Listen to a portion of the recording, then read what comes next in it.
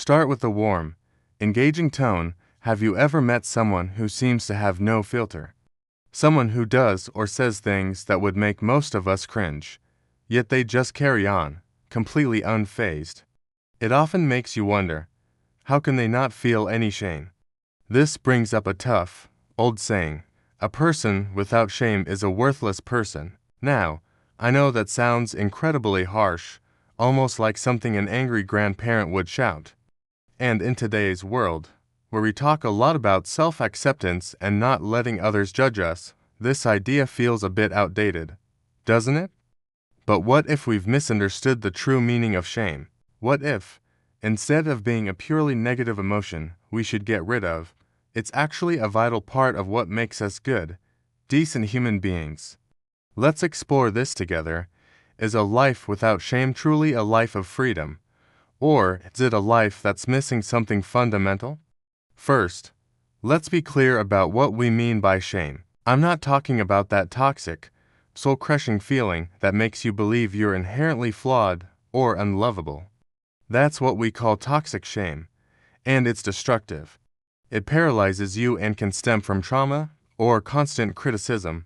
That's not what we're discussing today.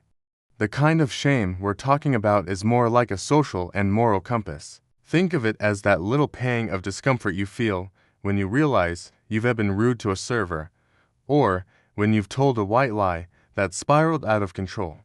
It's that internal alarm that goes off, saying, "Hey, that wasn't your best moment.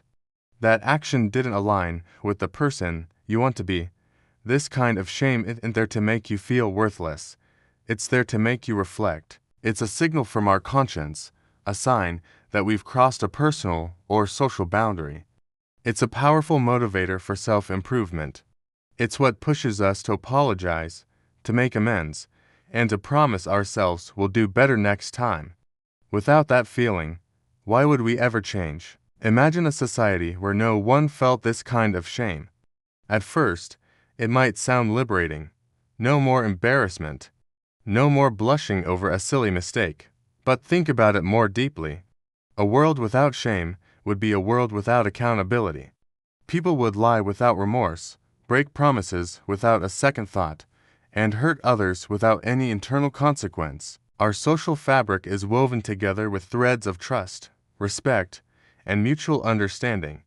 Shame is the mechanism that helps repair that fabric when it tears. When you feel shame for letting a friend down, it's that feeling that drives you to regain their trust. A person who feels no shame in betraying trust simply won't care. They'll see relationships as disposable tools for their own benefit. They lack empathy, because shame is deeply connected to our ability to imagine how our actions affect others. So, in this sense, a person without this moral compass, this capacity for shame, struggles to build and maintain the meaningful connections that give our lives value.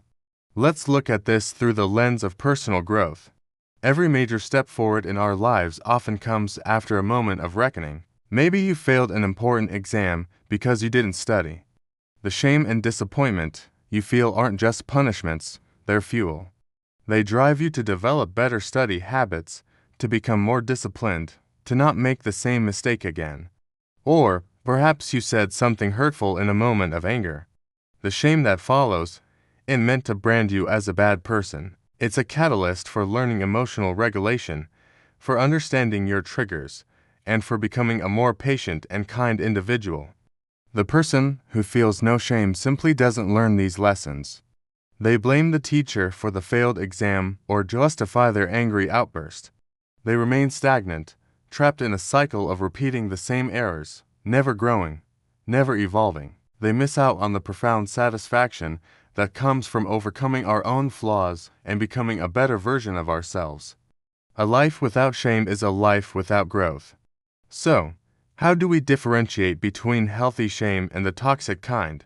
It's all about the follow-through. Healthy shame leads to action.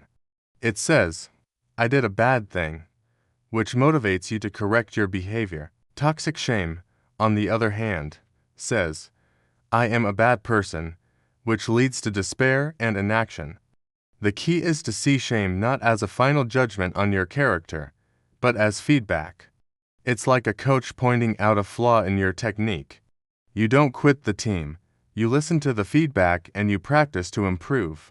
When you feel that pang of shame, don't run from it or bury it. Instead, face it. Ask yourself, what is this feeling trying to tell me? What value did I just violate? And what can I do now to realign myself with my values? This is how we harness shame for good. We use it to become more honest, more compassionate, more reliable, more human. The person who is incapable of this process is the one who risks becoming worthless in the social sense, because they can no longer function as a constructive member of a community. Ultimately, that old saying, "in about condemning people," it's a reminder of the importance of our conscience. It's a defense of our shared moral framework. A person with a healthy sense of shame is not a weak person, they are a self-aware person. They are someone who cares about their impact on the world. They are someone who is committed to the lifelong journey of being a good person, even when it's difficult. So, the next time you feel that blush of shame after making a mistake, don't see it as a sign of your worthlessness. See it as a sign of your potential. It's a sign that you have a conscience, that you care, and that you have the capacity to grow. It's the very thing that prevents you from becoming worthless. It's what keeps you connected to your humanity. Thank you so much for watching and for thinking about this deep topic with me. If this video resonated with you, please give it a like and consider subscribing for more content like this. I'd love to hear your thoughts in the comments below. See you in the next one.